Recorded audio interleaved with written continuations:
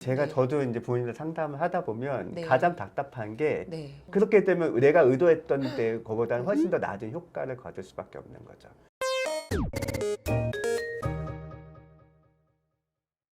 안녕하세요. 한서울 어린이 보육재단 배주아입니다. 오늘은 송용준 박사님과 함께합니다. 네, 안녕하세요. 네, 저는 송샘의 영재놀이터라는 영재교육 관련 교육 채널을 운영하고 있는 교육학 박사 소용준이라고 합니다. 만나서 반갑습니다. 박사님 영재라고 하니까 우리 아이의 영재적 모먼트를 발견했다는 그 대치동 제이미맘 네네. 네, 그 개그우먼 이수지 맞아요. 영상 많이 보셨나요? 그 네. 영상이 한참 이슈가 되셔서 네. 저희 채널에서도 한번 다룬 적이 있었어요. 네, 이제 네.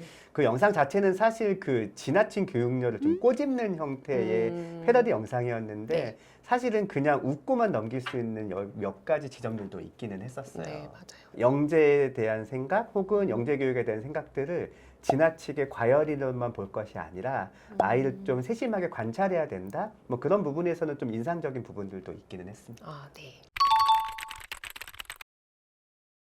근데 이제 부모님들 입장에서는 이제 우리 아이의 조그만 특별한 행동, 말 맞아요. 이런 걸 네. 보면 "헉, 우리 아이 영재 아니야?" 맞아요. 막 네, 이렇게 생각하기 쉽잖아요. 박사님이 보시기에 음. 그런 영재적 모먼트 이런 건 어떤 게 있을까요? 그러니까 아이들이 영재성이 있다고 생각할 때 가장 먼저 생각하시는 게 뭔가에 꽂혀서 이름을 줄줄줄 외는 행동을 가지고 가장 먼저 생각하시거든요. 그 판단 기준은 사실 부모의 기준이에요. 요즘 아이들 보면 한 5세나 6세 아이들 중에서 뭔가 하나에 꽂히면 네. 그거에 대해서 그렇게 용어를 외우고 뭐 이름을 알고 특징을 외우는 것들은 어떻게 보면 요즘 시기에 좀 일반적인 특성일 수도 있어요. 그래서 네. 그렇게 단편적으로 보이는 특성만 가지고 영재적인 모먼트가 있다라고 보기는 조금 어려워요. 대신에 이제 중요한 건 이게 얼마나 지속적으로 일관적으로 진행되는 거예요. 자동차를 막 한 달 동안 열심히 외우다가 또 한 달 뒤에 공룡을 막 외우다가 또 한 달 뒤에는 뭐 지하철 노선을 막 외우다 하면서 네. 막 이렇게 넘어가는 친구들이 있는데 네. 그런 친구들은 객관적으로 외우는 거나 기억력이 좋은 친구라고 할 수는 있지만 네. 중심이 되게 빠르게 옮겨가고 있잖아요. 그러니까 지속성의 측면에서는 되게 주목할 만한 부분이 없다고 볼 수도 있는 거죠. 네. 뭔가 하나가 네. 집중이 생겼을 때 그 네. 집중을 흐트러뜨리지 않고 오랫동안 아. 거기에 관심이 보이는지를 보시는 게 더 네. 중요해요. 중요한 포인트네요. 네. 네. 그러면 요즘 이제 4세 고시다, 7세 고시다 하면서 맞아요. 이제 조기 교육 네. 열풍 너무 지금 그렇잖아요. 네네.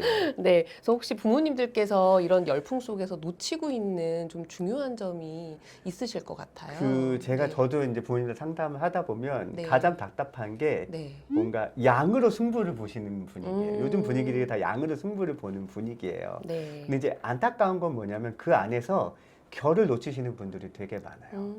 일단 부모님들이 아까처럼 영재적인 모먼트가 보였다라고 느끼기 시작하시면 네. 아, 우리 아이를 내가 특별하게 케어하지 않으면 이 모먼트가 당장 사라질 수도 있겠다라고 아. 생각하시면서 마음을 네. 되게 급하게 먹으세요. 네. 뭐 그러면서 어떻게 하냐면 굉장히 다양한 경험을 아이들한테 시켜주세요. 그러니까 문제는 그 안에서 연결성이 하나도 없다는 거예요. 그러니까 예를 들어서 과학관을 갔는데 네. 내일은 박물관을 가고 뭐 이런 식으로 하시잖아요. 네네네. 보통은 장소를 옮기시는 것까지는 좋으신데 네. 그 안에서 연결이 안 되는 거예요. 주제 연결. 네, 맞아요.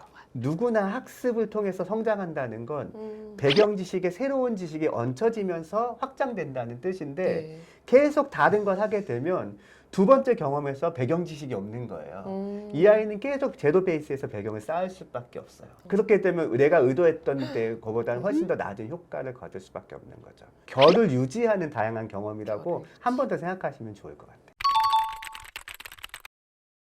그럼 이제 부모님들이 좀 알아두시면 좋을 우리 아이 잠재력을 좀 네. 키워줄 수 있는 방법이 있나요? 아까 네. 제가 초반에 영재적 모먼트에서 얘기를 했었지만 네. 긴 호흡으로 이 아이한테 뭔가를 해주시는 게 좋아요. 그러니까 네. 오히려 아이보다 어머님이 더 빨리 판단하시는 경향이 있어요. 그쵸. 그러니까 네. 이 어머님 마음이 급하시니까 뭔가를 투입을 아이한테 해봤는데 내가 원하는 만큼의 반응이 안 나오면 이 길이 아닌가벼 라고 하면서 바로 다른 네. 것들로 바뀌시는데 아이가 어리면 이거에 익숙해져서 드디어 네. 이제 자기 진가를 발휘할 때까지 시간이 걸려요. 근데 네. 그 시간을 아이는 준비가 되어 있는데 부모가 네. 못 기다리는 경우가 되게 많거든요. 그렇기 때문에 긴 결을 가지고 뭔가 하시는 게 굉장히 좋을 것 같다는 생각이 조금 들고 네. 한 가지 제가 좀 이렇게 권해드리는 건 항상 네. 기록을 항상 권해드려요. 아, 메모가 됐든 영상이 됐든 뭐가 됐든 아까 말씀드렸던 아이의 모먼트를 확인하기 위해선 긴 호흡으로 장기적인 관찰이 되게 중요한데 네. 그거를 단순히 기억에만 의존하시면 기억이 안 음. 나요. 일기 쓰시는 분들 만약에 많이 있다고 하시면 아이가 아주 어렸을 때는 사실 쓰세요. 뭐 첫 그쵸. 걸음마, 첫 뭐 네. 해가지고 그 당시에는 뭔가를 이렇게 꼬박꼬박 기록을 하시는데 네. 조금 더 지나고 나서는 사실 안 하시는 경우들이 되게 많아요. 근데 이제 네. 그 한 3세부터 그 5세 사이의 기록이 더 중요할 수 있거든요. 어떤 측면에서는. 네. 그래서 그거를 만약에 이렇게 텍스트를 남기는 게 너무 귀찮으시면 요즘에는 뭐 그냥 영상으로 가볍게 찍어서 이렇게 온라인 사진첩처럼 이렇게 편하게 하실 수 있는 공간들이 많잖아요. 이런 것들을 꾸준히 기록해 놓으셔야 네. 이 아이가 오늘 무슨 행동이 보였을 때 이게 지속적이었는지 옛날 기록을 찾아가면서 확인할 수가 있어요. 그렇다면 이제 우리 아이가 영재는 아니에요. 네. 그래도 우리 아이의 뭔가 그 잠재력, 숨어있는 그렇죠. 잠재력들이 있잖아요. 그리고 네. 특히 이제 어머님들이 중요시 여기시는 게 뭐 논리력, 수학, 이런 맞습니다. 논리 네. 수학이잖아요. 그래서 이런 것들을 좀 끌어올릴 수 있는 뭐 놀이라든가 이렇게 방법 같은 게 그러니까 있나요? 요즘 시중에 나와 있는 교구나 게임이나 놀이들은 정말 개발이 잘 되어 있어요. 네. 그래서 그 중에서 어떤 것을 활용하셔서 아이랑 하셔도 좋지만 네. 하시면서 지켜야 될 원칙 같은 것들이 좀 있거든요. 네. 첫 번째 원칙은 뭐냐면 네. 순발력 중심의 놀이는 안 하시는 게 좋아요. 그게 절대 나쁜 건 아니지만 네.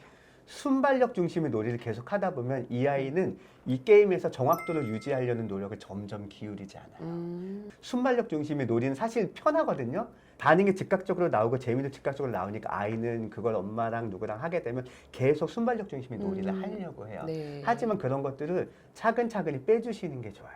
네. 그래서 요거 되게 중요한 부분이라 생각이 들고요. 네. 그 다음에 경쟁형 놀이 되도록이면 안 하시는 게 좋아요. 경제요? 경쟁형 놀이. 그 경쟁이 메인이 되다 보면 게임에서 이 아이가 정말 익혀야 되는 건 뒷전이고 네. 거기서 1등을 하는 것만 중요하게 생각하게 돼요. 맞아요. 그렇기 때문에 내가 의도했던 게 잘 마음은 안 될 수도 있기 때문에 네. 되도록이면 경쟁형 놀이보다는 협력형 놀이.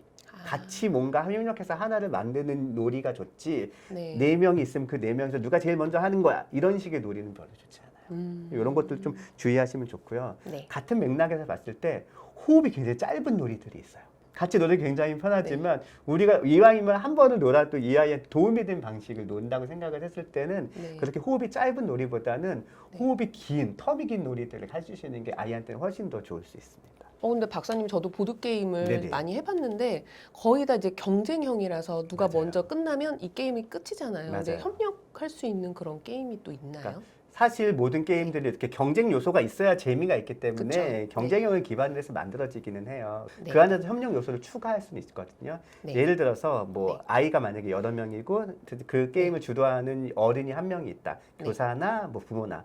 그러면 이거를 1, 2, 3, 4 이렇게 4명의 각각 팀으로 하는 게 아니고 네. 아이들은 서로 하나의 팀으로 묶고 저는 아. 개인으로 가는 거예요. 네. 그러면 이 아이들 전체적으로 저를 이기기 위해서 요 안에서 이 아이들끼리의 협력이 일어날 수도 네. 있거든요. 네. 꼭 경쟁형 게임이라고 해서 이 게임의 룰을 곧이곧대로 이용해서 경쟁형으로 할 필요는 없다. 이런 형태의 어떤 규칙의 병행들이 되게 좋을 것 같긴 합니다. 혹시 추천하시는 그 게임 있으실까요? 뭐 제가 어떤 특정한 딱 게임을 추천해 드리는 것도 좋겠지만 사실은 공신력 있는 게임들의 리스트들이 있는 걸 알려드리는 게 네. 좋을 것 같아요. 뭐 맨사라고 IQ가 어느 정도 이상이 되는 사람들의 집단 모임은 다들 아실 텐데 네. 이 맨사라는 집단에서 매년 좋은 보드 게임들의 리스트를 만들어서 소개를 하고 있어요. 그래서 네. 맨사 게임이라고 그냥 검색창에 오. 쉽게만 검색하셔도 그 홈페이지 안에서 네. 연도별로 이렇게 어. 게임이 한 4개에서 5개 정도 그 해의 추천 게임들이 나와 있거든요. 네. 그럼 거기에 보면 그 게임의 룰도 있지만 이 게임이 가능한 아이의 연령대들도 적혀 있어요. 그래서 그 연령대랑 룰을 참고하시면서 거기서 리스트 참고하시면 좋을 것 네, 같습니다. 너무 좋을 것 같습니다. 네, 오늘은 부모님들 사이에 화제가 되고 있는 영재 교육에 대해서 알아봤는데요. 부모님들은 모두 이제 우리 아이들이 행복하고 건강하게 자랐으면 좋겠다 생각하시면서 이제 지금 엄마가 하는 거 해야 나중에 행복하다 이렇게 말씀하시는 경우들도 많은 것 같아요. 그래서 우리 아이들이 정말 지금 이 순간 네, 행복하게 잘 성장할 수 있도록 도움을 주셨으면 좋겠습니다. 우리 우리 아이 함께 함께 키워요.